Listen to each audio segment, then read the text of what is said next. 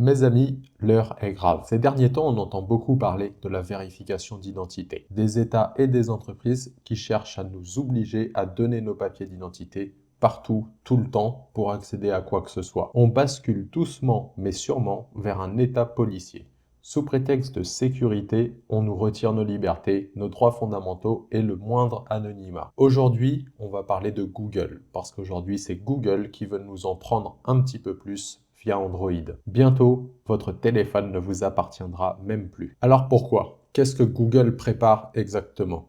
Je vais vous le dire. Google, il travaille sur une mise à jour qui est prévue pour septembre 2026 et avec cette mise à jour, Google veut que les développeurs d'applications soient obligés de s'enregistrer auprès de Google en donnant leur papier d'identité et en payant Google, bien sûr. Dans quel but? Dans le but de décider quelle application peut être téléchargée et installée sur le téléphone. Si vous avez déverrouillé votre téléphone en passant route, si vous utilisez une version d'Android alternative, les Custom ROM, ou si vous utilisez une application qui ne vient pas du Play Store, donc le sideloading, Google pourra vous bloquer. Alors bien évidemment, Google dit que c'est pour votre sécurité, mais ça, c'est totalement n'importe quoi. C'est totalement pour vous contrôler. Ce n'est pas du tout de la sécurité. Les attaquants pourront toujours s'enregistrer auprès de Google, ils pourront trouver des bypass, ils pourront utiliser le compte piraté d'un développeur ou passer via un développeur qui se sera fait enregistrer, etc., etc.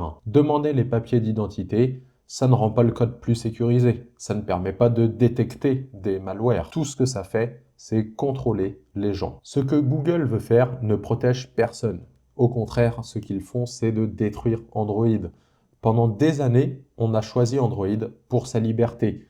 Quand vous achetez un iPhone, vous choisissez de rejoindre la secte Apple et de rentrer dans leur prison dorée. Avec cette mise à jour que Google prévoit, le vent tourne. Ces dernières années, on a vu Apple, sous la pression des régulateurs notamment, qui a commencé à s'ouvrir. Mais si là, Google réussit son coup, Android deviendra pire qu'iOS. Ça deviendra une plateforme fermée, verrouillée, où l'utilisateur n'est plus qu'un locataire de son propre matériel. Une trahison totale de l'ADN d'Android et de ses utilisateurs. Les premières victimes seront les lanceurs d'alerte, les journalistes ou des militants sous des gouvernements autoritaires. Et finalement, toutes les autres personnes suivront et deviendront des victimes de ce contrôle instauré par Google. Tous ces groupes dont je viens de parler, plus largement chacun, a ses raisons de protéger son anonymat et d'utiliser des applications alternatives. Et ne faites surtout pas l'erreur de dire que vous n'avez rien à cacher, parce que la vie privée, c'est pas une question de cacher quelque chose, c'est une question simplement de liberté, d'être libre de choisir ce que l'on expose ou pas. Imaginez si cette mise à jour passe. Vous aurez payé un matériel dont vous ne pourrez pas disposer comme vous le souhaitez.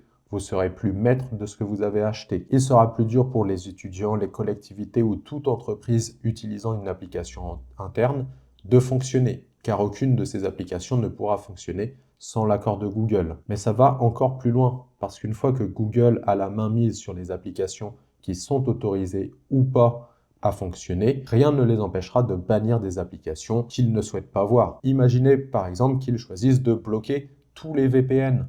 Eh bien, d'un seul coup, vous n'aurez plus aucun VPN de disponible sur Android. Cette mise à jour, c'est une attaque flagrante à nos libertés, mais c'est aussi un premier pas vers une censure, un contrôle et un espionnage mondial. Alors on fait quoi dans ce cas-là? Ce que fait Google est mal moralement et techniquement. Il faut qu'on réagisse pendant qu'on a encore un semblant de pouvoir et de liberté. Allez sur le site keepandroidopen.org que vous pourrez trouver en description pour vous informer, pour en apprendre plus. Partagez cette vidéo, le lien de Keep Android Open, signez les pétitions, soutenez les développeurs alternatifs, les logiciels libres, contactez votre régulateur et pour les développeurs, ne rejoignez pas le programme de Google. Vous avez acheté votre téléphone, alors vous devriez pouvoir décider de ce qui tourne dessus.